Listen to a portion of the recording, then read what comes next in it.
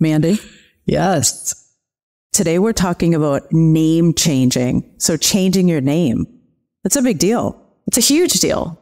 Yeah, because it's very emotional. It connects you to who you are. Yeah, absolutely. So it could either be emotional in a sense that it's freeing for you to change your name. It's going either back to your old life and starting fresh, or just a whole new reset. But for some people, it's very emotional because they may have kids and they don't want to have a different last name. So we're going to talk about that today. Are you ready? I'm ready. Okay. All right. Joey and Mandy, everything divorce related. We can put the S back in your ex appeal. Joey and Mandy, the friends you didn't know you needed on my ex appeal. And everything divorce podcast. Hey guys, and welcome to My Ex Appeal, your everything divorce podcast. My name is Joey Camaro and I'm here with Mandy Baker. And we are the friends that you didn't know you needed. Besties. Besties. If you are here for the first time, welcome to the party, bitch. And if you are back, welcome back and welcome back. Welcome back. Yes. So Mandy, today we're talking about changing your last name, which is a very difficult thing to do. It is. I don't know where to go from there. I mean, because it's exciting when you get married, right? And you get to practice your new signature, and you get to. I remember my cousin calling me, and she was at a restaurant with her new husband, and she said, "I need you. This is how old we are. I need you to call the restaurant back, and I need you to ask them to page Mrs. and then her name." And I was like, "Are you kidding me?" She's like, "I just want to hear it. I just want to hear my new name and know that that's me that they're calling." And I was like, "Okay." That's awesome. So I did it. Yeah, it's exciting. And then, of course, when you get a divorce, you're thinking, some people know right away. I'm going back to my maiden name. I want to be completely detached from this person. I want to start fresh. I'm going to go back. But some people, they struggle. People who come in, clients who come in, they struggle. I, myself included, struggle with having a different last name than my children was my biggest thing. I can totally understand that. What was your, if you don't mind me asking, and you don't have to say it, but because I knew you as Joey, what was it? It started with the Walsh. Yeah. And that was your married name? That was my married name, was Walsh. Okay. Yes. Yeah. Okay. And my maiden name is Salemi. That's right. But I was Walsh so I was Salemi through, high school. I got married when I was 23, right? So my younger years was my maiden name. Then my married name was my professional name. That's right. So it was everywhere. It was all over graphics and whatever else we did. I was known as Joey Walsh. Mm-hmm. So professional wise, it was a difficult decision for me because I'm like, wow, like that's how people know me. But my kids, they're both Walsh. So and my ex-husband's family, I am still very, very close to. So I felt like I was divorcing the family in a sense, and I didn't want that either. So it was very difficult for me to not be a Walsh anymore. Yeah, that's hard. Yeah. So my decision, what I decided on was I kept my last name until my kids graduated high school. Oh, and that's when smart. I changed it. Yeah. That's smart. Yeah, it is hard. For me, I have the completely opposite story. My married name was Bear, and everyone thought it was a really cute nickname. My professional name was also Bear, and then I immediately knew I was going back to Baker. Immediately. There was no doubt in my mind. I wanted to put my head on that pillow and know that I was going to bed as me. And I, luckily enough for my children's names, my son has my Baker as his middle name. And then my daughter's first name is my mom's maiden name, Corey. Oh, okay. So I already kind of latched on to them in that way. Mm-hmm. And so I felt comfortable enough in changing my last name. And my son laughs now because I'll go do things at the school and I'll be like, "Hey buddy, am I going to embarrass you?" And he's like, "No one knows you're mine." Oh, that's true. Okay. I'm like, okay, carbon copy, whatever. You can't walk down the hall and they're like, that's Mandy's kid. But it's emotional. I'm not going to say that it's not, because I was told a long time ago that at some point when I think it was when I was making the decision to get divorced, at some point, Mandy, you'll come into contact with people who won't remember you as a bear. And this is where I get kind of choked up, because at that moment, you don't think that way, right? You're going through the divorce. You're divorcing, like you said, the in-laws, you're divorcing the family. You want to keep your kids and keep it so seamless for them. And then someone comes along and says to you, and they're right. There's going to come a day where no one's going to know you as Joey Walsh. They're only going to know you as Joey Camaro, right? Camaro Mediation. You're monogrammed. You got the coffee mug. You got all the things, right? So that happened to me this weekend, and it was my aha moment. We were on vacation and they went to check me in, and she was like, "It's Amanda Baker." I was like, "Yes, it's Amanda Baker." And she's like, "And what's your email?" I was like, "Well, it's Mandy Baker Bear." And she's like, "Oh, isn't that cute?" And I was like, "No, I paid a lot of money. I really need to change my email address." I know. I don't use it. I still have Joey Walsh at Gmail sometimes. And I use it every once in a while. And I'm like, I got to get rid of this. Yeah. Brandon wants me to get rid of it too. He's like, when are you going to change that email? I'm like, when I have to do all the things that come with name changes, which is why we're here today to talk about what you have to change when you do change your name. Yeah. And that's I'm so glad you brought that up, because that's such a good point, because now I can't imagine not being Joey Camaro, which is weird, so it does. If you do make that decision, just know you kind of have to go with your gut, I think. Mm-hmm. And I think what women don't know is it is 100% your decision. Oh, absolutely. Your ex or your soon to be ex cannot make that decision for you. That is 100% your decision on whether you want to keep. So your ex can't say, "You're not keeping my name." You can keep that name. That is your legal name. So it's 100% your decision. And I think you have to go with your gut. And Absolutely. just because I didn't change my name until the kids were out of high school doesn't mean that it's wrong that you changed your name right away. It's our decisions. It's our personal preference.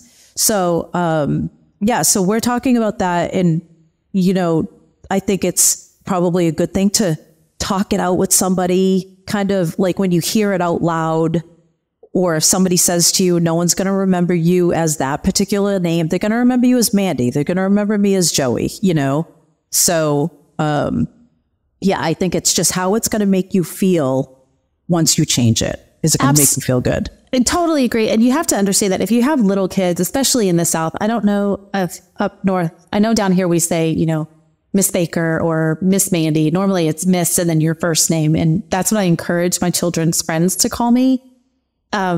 Because they get messed up and they're like, "Mrs. Bear." And I'm like, "Yes," because I don't want their friends to feel weird.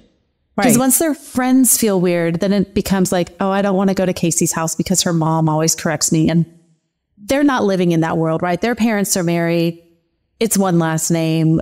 So you really do have to learn how to disassociate your heart when someone does mistakenly call you by your old married name.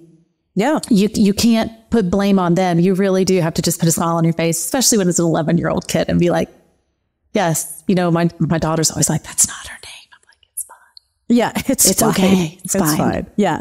Yeah. Up north, we don't say, I think maybe in like dance classes and stuff, they might say Miss and then the name. But for the most part, I think most kids around here call parents by their first name. So that's what I encourage. Yeah. Yeah. So, so with that said, the logistics of changing your name can be kind of tedious. So anybody who's listening or watching and you do decide to change your name before your divorce is final, say somebody's listening, Mandy, and they're going through a divorce. They want to make sure that they tell their lawyer or their mediator that they do want to change their name, because it can be written into their agreement and it makes it a little bit easier. Oh, 100%. You need to have that written into your agreement. If you haven't decided, then don't have it written in. It's fine. You don't have to change your name, but it makes the process of changing your name a little bit easier. So that's the first thing.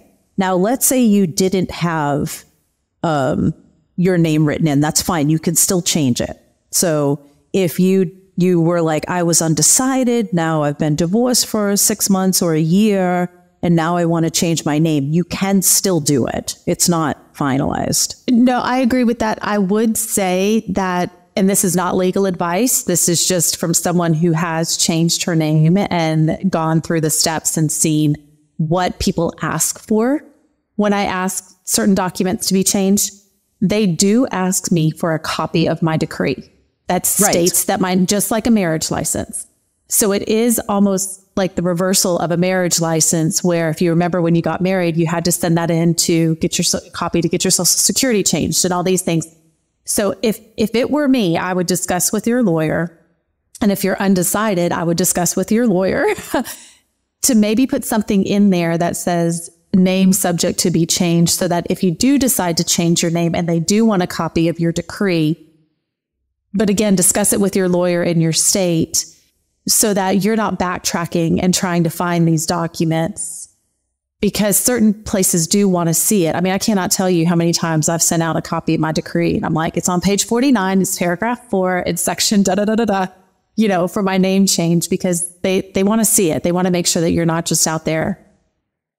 So I'll talk about what you can do if it's not in your divorce decree. In your divorce, perfect. Your divorce decree is it's a document that that says that you're divorced. Like that's if you're getting married, you have a marriage certificate, your divorce decree means it's your document that says that you got divorced. And we should also say that every state is different. So you have to research. Some states, if you do not have your name changed in your divorce decree, some states will ask that you go to the court and you petition to have your name changed. And once you do that, the court will tell you exactly what to do. And some states, I'm laughing because this is absolutely ridiculous that you have to do this. You have to put an ad in the newspaper proclaiming your name change. It's in Massachusetts. I know Massachusetts and a bunch of other states do it.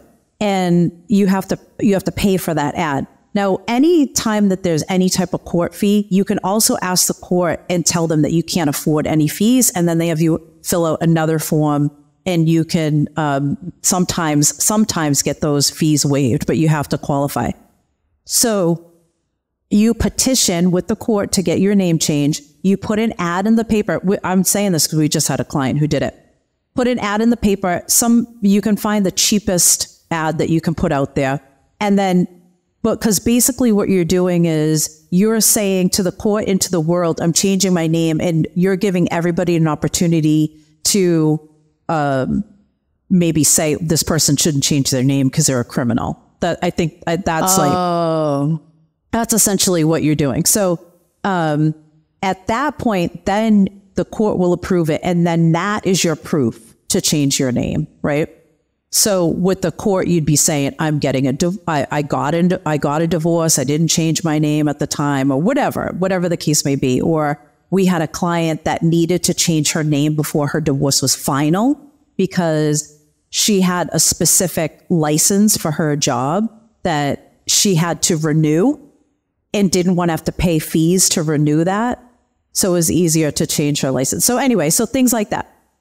So so that would be if you didn't say that you wanted to change your name, or you had to have your name changed before your divorce is final, whatever. You need to do it without your divorce. That's what you would have to do. I'm sorry, would you want to add to that? Okay. So if you do have it written in your agreement, like Mandy said, when your divorce is final, now every state is different also with this. So in Massachusetts, your divorce isn't final for 120 days. But once you have your divorce decree, and a lot of times courts don't automatically send that to you. You have to request it. So you would just call the court and you would request that decree. So you have a copy of that. And then that's when you have to kind of, you gotta go through you gotta run the gamut. And you have to figure out, what do I have to change my name on? So it's a lot, right? It can be like overwhelming. It's a lot. And I would say get organized first. I would say go ahead and pay that fee, get that copy to you. Like Joey said, in Texas, I know it was $40 back in 2020 when I got mine. And I went through and I flagged everything that I would possibly need a copy of, so that when it came down to it, I wasn't flipping through and reliving those 52 pages of agreement. Like I said, I know exactly, it's on page 49. It's the fourth paragraph down. That's my name change. But I would get organized first. Yeah, because you have to. Oh, I'm sorry. Go ahead. Well, I was just going to say, you do need a physical copy, because that physical copy is stamped by the court. Whereas the digital copy that you'll receive from your lawyer in the court, even though it has the judge's signature on it, because of AI and all these other things that can be done via computer. I'm not a computer nerd, but I know that a lot of things can be changed on the computer. You do need that seal on that piece of paper to send out. So don't think that just the digital copy is going to work. You'll save yourself a lot of frustration and a lot of back and forth if you just go ahead and get that copy, that physical copy, over to you from the courts. And also, with that said too, same thing with your birth certificate. You need certified copies of you just like anything that you're submitting a birth certificate, they want the certified copy of the that birth certificate. So you want to go ahead and get your birth certificate or something that has your maiden name on it as well, because you'll have to go. And by the way, Mandy, we're going to have a list that we could, so you don't even have to be taking notes right now. We'll have a list ready for you, and you just have to head over to our Instagram page, my_xappeal. And on any one of the reels that we're talking about this, you just comment document and we're going to send it to you, or you can DM us the word document. You don't have to say anything, just document. And we will make sure that we get you a copy of this. So, because you're going to have to change your social security card. That's going to be the biggest thing. And a lot of times you have to walk into the social security office or mail it. They don't take anything digital. You have to change your driver's license. You have to change your passports. And that's a whole other ball game too when you get remarried, because now you have to track it's a whole thing. Anyway, that's a whole other discussion. You have to think about your TSA pre-check, global entry, any of those things. And then your voter registration. Oh, yeah. Anything for the mail, anything that comes via mail. Anything with your employer, you have to go into HR and you have to tell them that your name is being changed. And then you have to think about your credit cards, your bank accounts, credit unions, anything that has your name on it. And then your doctor.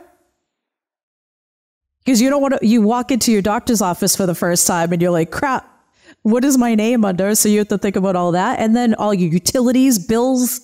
I mean, it's a lot. We go through a lot as females. So absolutely. You have to think of all these documents, but you're going to need your divorce decree or your petition for a name change. You're going to need proof of your former name. So you're going to need some proof, whether it's your birth certificate or if you were married before, you're going to need your marriage certificate from your previous marriage. And then obviously, if, like I said before, if you have to petition for your name change, you're going to need that petition and you're going to need that proof of publication in the order for the name change. So like you said, just get organized and have all your ducks in a row, make this list and just check it off. I'm going to add a little bit to that list, Joey. If your children have 529 plans and you're on there, you need to change your name there because otherwise it's a whole rigmarole. Also, don't forget your social media. Go in and change that as well. And then I'm going to circle it back to the very top. Don't forget your driver's license and don't forget your email. Right. We just talked about that. Yeah. So don't forget your email, but do know that whether you decide to change your name or not, it's a personal decision. No one can dictate that to you. And just know that there's going to come a day where you're not, and I say this with all the love in my heart because it was a very hard thing to hear and I didn't believe it until it happened. But you are going to come in contact with people who didn't know you when you were married to that person.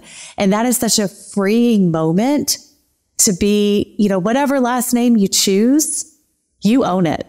And you're still you. You own it. And you're still you. And this can be a rebirth. This can be a new junction, whatever you want it to be, whatever you want it to look like. I was lucky enough, I'm just going to leave you with this. I was lucky enough in the South that all my monograms, my original name, my name now, my initials are ABB. When I got married, my initials were ABB. So all my monograms stuff stayed the same. But I also want to leave you with a statistic. Know that only 79 people who get divorced change their names and 14% keep it. So you are in good company, no matter which way you choose. I know there's a 5% difference there. I think that's the hyphenated. The hyphenated people that just kind of couldn't decide in the beginning. Right. I kept it both. Yeah. They're smart. Yeah, they're smart. I love it. All right. I love that stat, Mandy. That's amazing. You're welcome. All right. Well, let's wrap it up. That was great. That was good. Yeah. Yeah. Very informative. Okay, guys. So thank you so much for listening. Okay. Let me do that. Thank you for living. Thank you for living your best life. All right, let me try that one again. Thank you guys. Thank you guys for listening. And if you are still here, that means you made it to the end of another episode. And we really appreciate that you're here at My Ex Appeal. And we will see you next time. Sounds good. Bye. Thanks to our listeners, sponsors, and our lawyers on My Ex Appeal and Everything Divorce Podcast.